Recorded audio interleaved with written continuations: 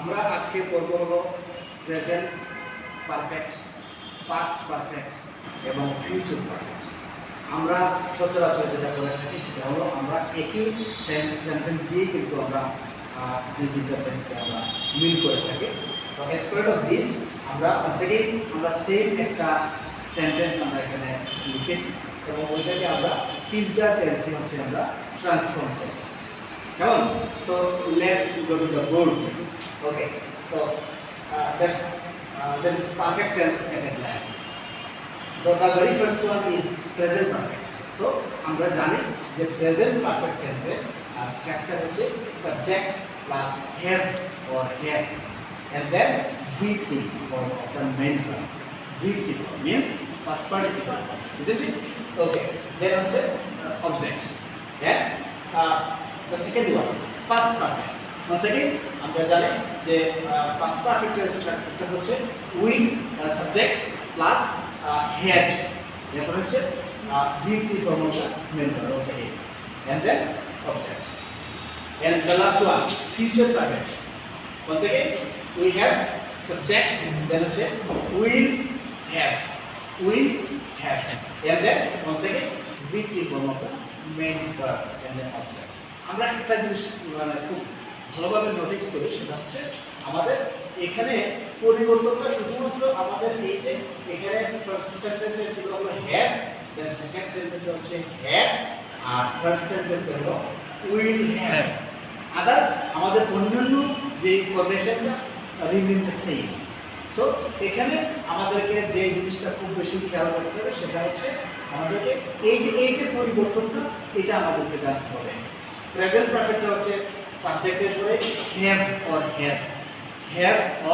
Has and then second sentence that means past perfect হচ্ছে সাবজেক্টের পরে হচ্ছে had, that means have has a past form টাই হচ্ছে had.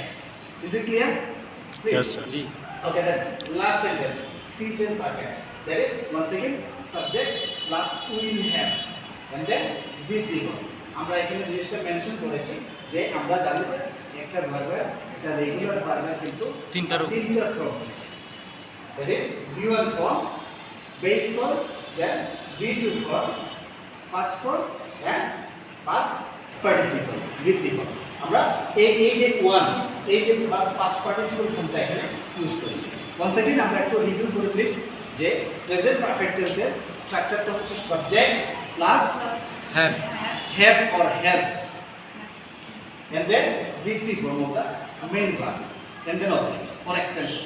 And the second sentence past perfect, once again subject, then had plus V3 plus extension or object. And the last one is please once again subject, then will have, then V3 form of the main verb and the extension or the object. So আমরা এইভাবে হচ্ছে তুলনামূলকভাবে যদি আমরা করতে পারি দেন আমাদের এই বেসিক আইডিয়াগুলো আরও ক্লিয়ার হবে বলে আমি আশা করি। তো তোমরা চেষ্টা করবে যে এইগুলোকে তোমাদের নিজের মতো করে নিজের টেকনিক অ্যাপ্লাই করে শেখার জন্য। আদারওয়াইজ আমরা মানে হিউজ ভিডিওস পাই, হিউজ ক্লাস পাই, তো সবচেয়ে বড় জিনিস যেটা সেটা হচ্ছে ইউ আর দ্য বেস্ট। তুমি তোমার মতো করে শিখবে, তুমি তোমার মতো করে সাজাবে, তুমি তোমার মতো প্র্যাকটিস করবে, তখনই হচ্ছে আমরা দিন শেষে হয়তো বা একটা ভালো রেজাল্ট পেতে পারি। So thanks for watching me. আর হচ্ছে আমরা পরবর্তীতে আরও রিলেটেড ভিডিওস পাইতে আমরা কানেক্টেড থাকবো। Stay tuned, stay healthy, see you.